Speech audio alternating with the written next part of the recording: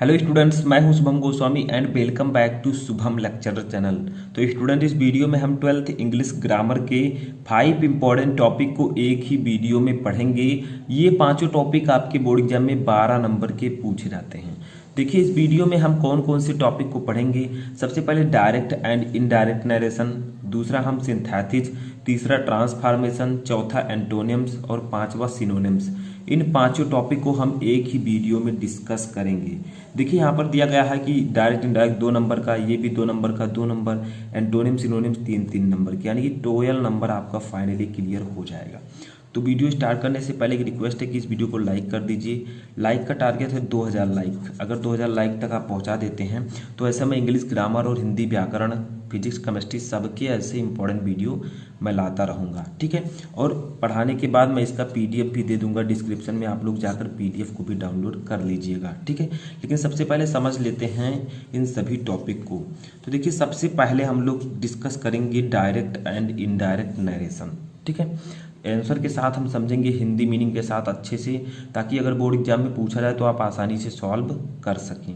तो देखिए, फर्स्ट है डायरेक्ट एंड इनडायरेक्ट। इसमें होता क्या है, हमें डायरेक्ट स्पीच दिया रहता है जिसे हमें इनडायरेक्ट स्पीच में कन्वर्ट करना होता है। इसको आप स्पीच लिख दीजिएगा, ठीक है।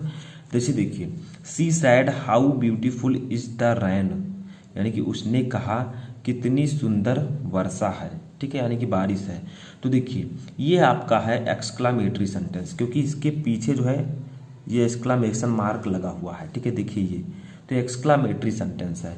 और इसमें होता क्या है, सैड या सैड टू के स्थान पर हम एक्सक्लैम्ड विथ, अब सेंटेंस के भाव के अनुसार, जैसे जॉय है तो जॉय लिखेंगे, सॉरो है, दुख की बात है तो सॉरो लिखेंगे, आश्चर्य है तो वंडर लिखेंगे, ठीक है। तो सेंटेंस के हिसाब से हमें लिखना होता है।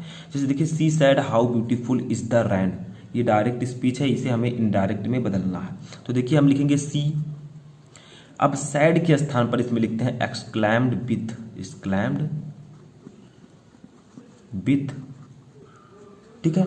अब देखिए, यहां पर आश्चर्य की बात है, क्योंकि कितनी सुंदर है, आश्चर्य हुआ उसे, तो वंडर हम लोग लिखेंगे। अगर मान लीजिए यहाँ पर दुख का बात होता तो हम लोग लिखते सॉरो, अगर खुशी की बात होती तो जॉय लिखते, ठीक है, जे वो वाई। तो इस प्रकार से हमें एक्सक्लैम्ड विथ वंडर यहाँ पर लिखना है। दैट, अब हाउ ब्यूटीफुल इज द रैन, अब हाउ के स्थान पर हम लोग यूज करते हैं बेरी का, ठीक है, बेरी। तो देखिए कैसे, द रैन पहले लिख देंगे, द रैन, इज लगा है, इज को हम ऐसे रहने देंगे, ठीक है। इज के स्थान पर हम क्या लिख देंगे, वाज लिख देंगे, ठीक है। लेकिन यहाँ पर एक चीज आपको समझना है, यहाँ पर द रैन नहीं लिखना है, ठीक है, वंडर। अब लिखना है आपको दैट, ठीक है, दैट। अब लिखा है हाउ ब्यूटीफुल इज द रैन, तो देखिए यहाँ पर हमें लिखना है इट, इज लगा हुआ है, इसको हमें कन्वर्ट करना है वाज में, क्योंकि इज वाज में बदल जाता है, ठीक है। तो इट वाज, अब हाउ के स्थान पर हमें बेरी लिखना है, बेरी, फिर ब्यूटीफुल लिखना है, BEAUTIFUL, ठीक है, ब्यूटीफुल, और रैन को लिख देना है, ठीक है। तो इस प्रकार से आपको कन्वर्ट करना है डायरेक्ट से इनडायरेक्ट में। देखिए, सी सैड के स्थान पर हमने लिखा एक्सक्लैम्ड विथ वंडर, क्योंकि यहाँ पर आश्चर्य की बात थी, ठीक है। दैट इट वाज, इज को हमने बदल दिया वाज में, हाउ के स्थान पर बेरी, तो इट वाज वेरी ब्यूटीफुल रैन, ठीक है। इस प्रकार से आपका कन्वर्ट होगा। अब सेकंड देखिए, सेकंड आपका इंपरेटिव सेंटेंस है, यानी कि आदेशात्मक वाक्य। क्वेश्चन क्या है कि Sanjay said to his peoples be quiet and have patient, यानी कि संजय ने अपने शिष्यों से कहा बी क्वाइट, शांत रहो, एंड हैव पैशेंट, और धैर्य रखो। संजय ने अपने पीपल्स से कहा कि शांत रहो और धैर्य रखो। ये है आपका इंपरेटिव सेंटेंस, ठीक है। तो देखिए, यहां पर आपको लिखना है संजय। अब देखिए, उसने अपने पीपल से कहा, यानी कि शिष्यों से कहा, ठीक है। तो यहाँ पर हम आस्क्ड का यूज कर सकते हैं, क्योंकि यहाँ पर ऑर्डर भी नहीं दिया रहा है, एडवाइस भी नहीं दिया जा रहा है, ठीक है। तो हम आस्क्ड का यूज करेंगे। तो आस्क्ड हिज पीपल्स, ठीक है, पीपल्स।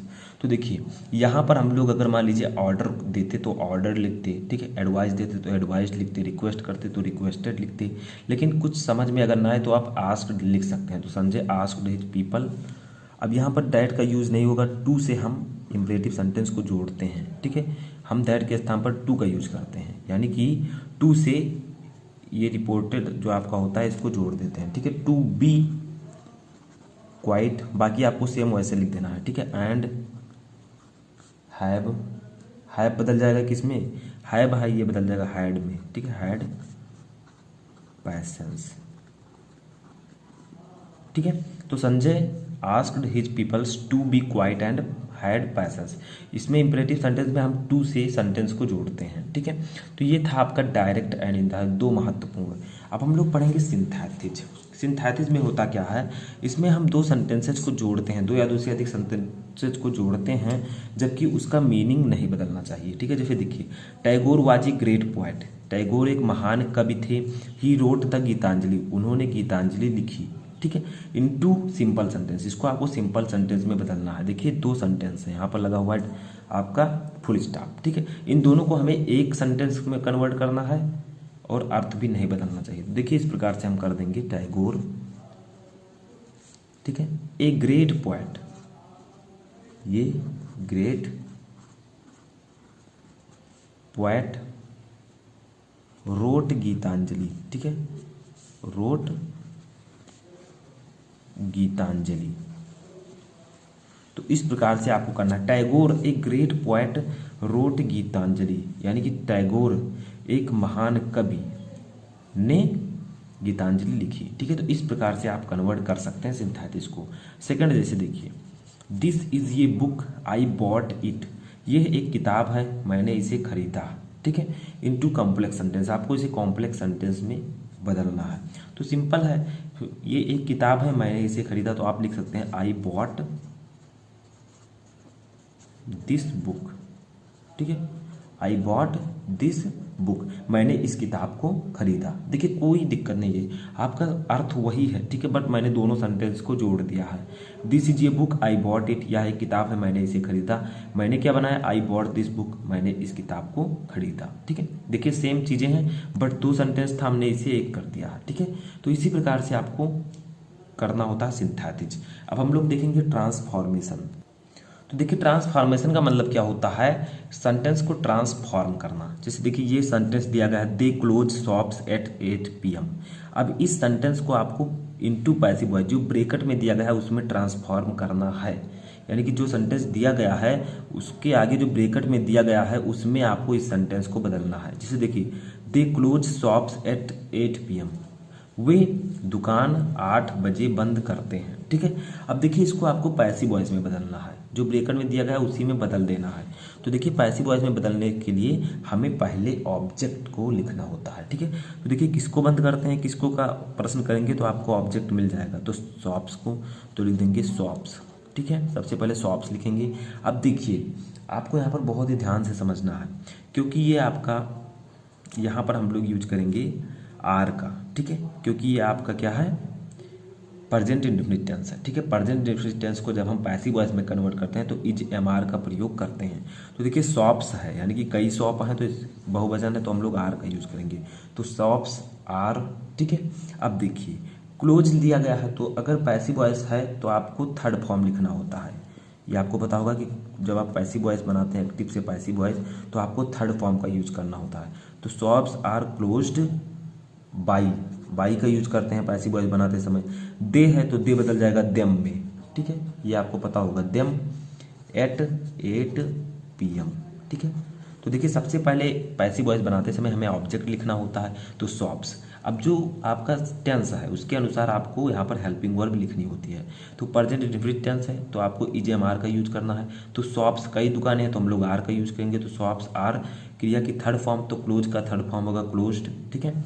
बाई का यूज करके हम सब्जेक्ट को जोड़ देंगे, सब्जेक्ट का जो है ये हम लोग देम के रूप में जोड़ देंगे, ठीक है, पॉजेसिव केस, एट 8 PM, ठीक है, इस प्रकार से। जैसे सेकंड देखिए, he is as clever as a fox, वह एक लोमड़ी की तरह चालाक है, ठीक है। इसको आपको बदलना है कंपैरेटिव डिग्री में, ये आपका है पॉजिटिव डिग्री में, इसको कंपैरेटिव डिग्री में कन्वर्ट करना है। जो ब्रैकेट में दिया गया है उसी में आपको बदलना है, ठीक है। तो कंपैरेटिव डिग्री में हम किस प्रकार से बदलते हैं, ही इज क्लेवर हो जाएगा cleverer, cleverer to a fox, ठीक है, टू ए फॉक्स। वह एक लोमड़ी की तरह चालाक है, he is cleverer to a fox. ठीक है, क्लेबरर यानी कि क्लेबर में हमने ई आर लगा दिया, ये आपका कंपैरेटिव डिग्री में बदल गया। ठीक है, समझ में आया। ब्रेव में हम लोग ई आर लगा देंगे तो कंपैरेटिव डिग्री में बदल जाएगा। अब देखिए चौथा टॉपिक आता है एंटोनिम्स। एंटोनिम्स का मतलब होता है विलोम शब्द। जैसे देखिए रिवार्ड, मैं हिंदी भी बताऊंगा। रिवार्ड का मतलब होता है इनाम। ठीक है, रिवार्ड का मतलब होता है इनाम। तो इनाम का उल्टा क्या होगा, इसका एंटोनिम हमें लिखना है तो हम लिख सकते हैं पनिशमेंट। पनिशमेंट, पनिशमेंट का मतलब होता है आलोचना। तो रिवार्ड का मतलब इनाम, पनिशमेंट का मतलब आलोचना। किसी को इनाम मिल रहा है, किसी को आलोचना मिल रहा है, तो एक दूसरे के उल्टा है ये। जैसे दूसरा देखिए रेगुलर। रेगुलर का मतलब नियमित, तो इसका एंटोनिम क्या होगा, इरेगुलर, अनियमित। ठीक है, अब तीसरा देखिए आपका है वर्च्यू। वर्च्यू का मतलब होता है गुण, इसका एंटोनिम बताइए वाइस। वाइस का मतलब कमी। तो देखिए वर्च्यू का मतलब गुण, वाइस का मतलब कमी, तो एक दूसरे के विलोम शब्द हैं। समझ में आया। रिवार्ड का मतलब इनाम, पनिशमेंट का मतलब आलोचना, रेगुलर का मतलब नियमित, इरेगुलर का मतलब अनियमित, वर्च्यू का मतलब गुण, वाइस का मतलब कमी। ठीक है, अब अगला टॉपिक हमारा आता है पांचवा। ठीक है, जो कि है सिनोनिम्स।